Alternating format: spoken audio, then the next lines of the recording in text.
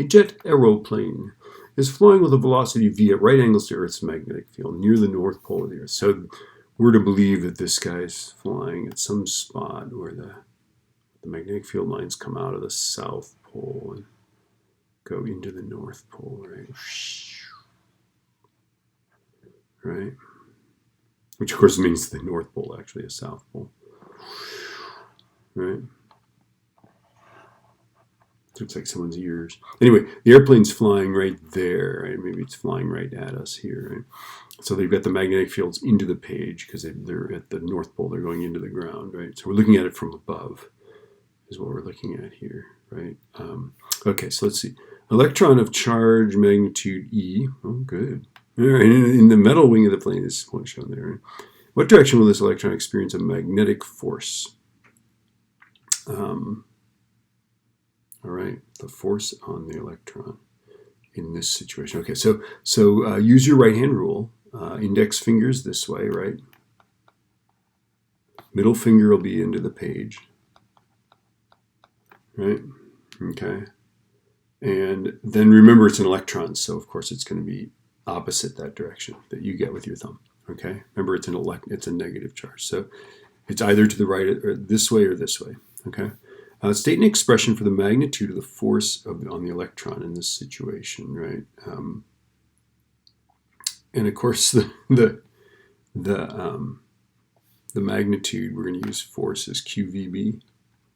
The only substitution you have to make is that the charge is E, okay? And then you're set. So that's not so hard, right? Okay.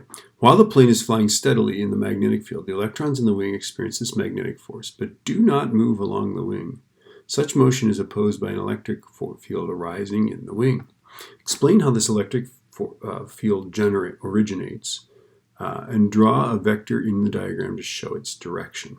Okay, electric force. Okay, so think about this airplane, right? The airplane wing is like this, right? It's flying this way, and it's in a place where the magnetic field is into the page, right? Okay, and so the magnetic force is going to be negative to the left as it flies, right? So the magnetic force is this way, okay? And so electrons are going to build up on this part of the wing, like this. Why? Because the magnetic force is forcing them there. This side is going to be positively charged, right? Okay. Why? Because we're subtracting electrons from this side because of the magnetic force, right? So this electric field, right? This electric field is going to point this way, right? From positive to negative. That's why, right? Electric field points that way.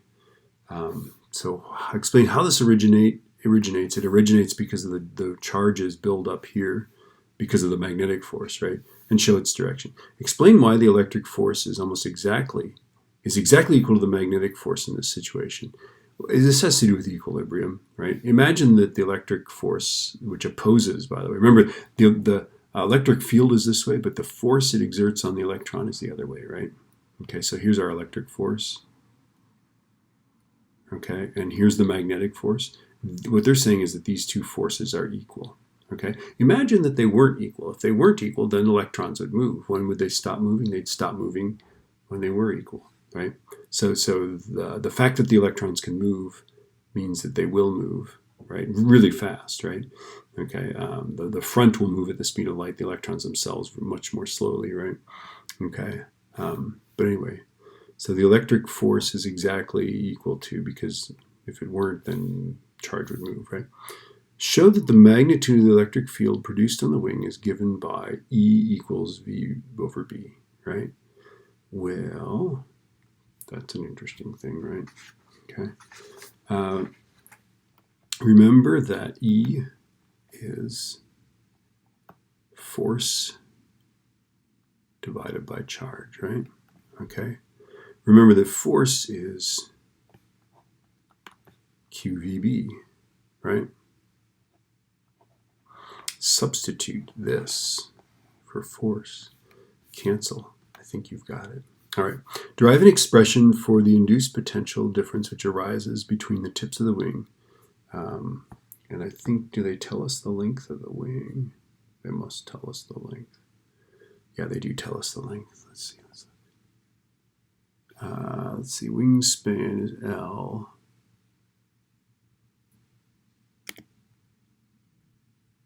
Do they tell us? In terms of L, the speed, I see. There it is. Derive an expression. Okay, we're good. We can derive. We're good at deriving. Okay, so the potential difference is going to be, remember that E is equal to VB, right? Okay. Remember also that voltage is, there's lots of ways to do this, okay? But remember, the easiest way to do this is that voltage is E times the distance, right? And this comes from electric field is opposite change in voltage over change in R. That's one of our formulas, right? I tend to think of it as V over D, right? That means that electric field times distance is voltage, right? So what you're going to end up with is that V is equal to VB times L, right? So substitute that, right? So this is going to be is E times L, right? Substitute this in for E, and you'll get the expression for the voltage, right? Which is, by the way, the same as for a wire, right? We knew this. We know that EMF is BVL. But they're making us derive it again.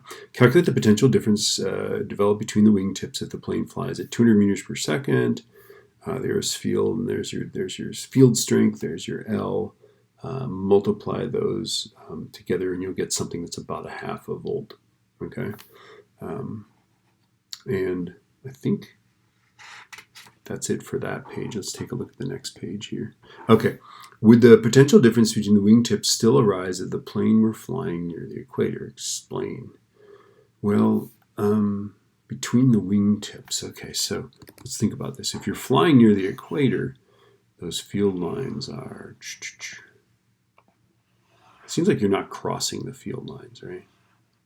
If you are, the field lines are parallel with you, right? So let's imagine that we've got the airplane like this, and we're flying this way again. But now your magnetic field lines are this way, right? Well, now let's see, velocity's that way. Magnetic field line, they're parallel. This would generate no EMF, at least side to side, right? Okay, because I'm trying to do the vector cross product thing here, right? And the charged particle is flying parallel to the magnetic field. I think you have to fly across the magnetic field, right? So certainly you wouldn't have it between the wingtips if you did that, right? So talk about the direction that the magnetic field would be.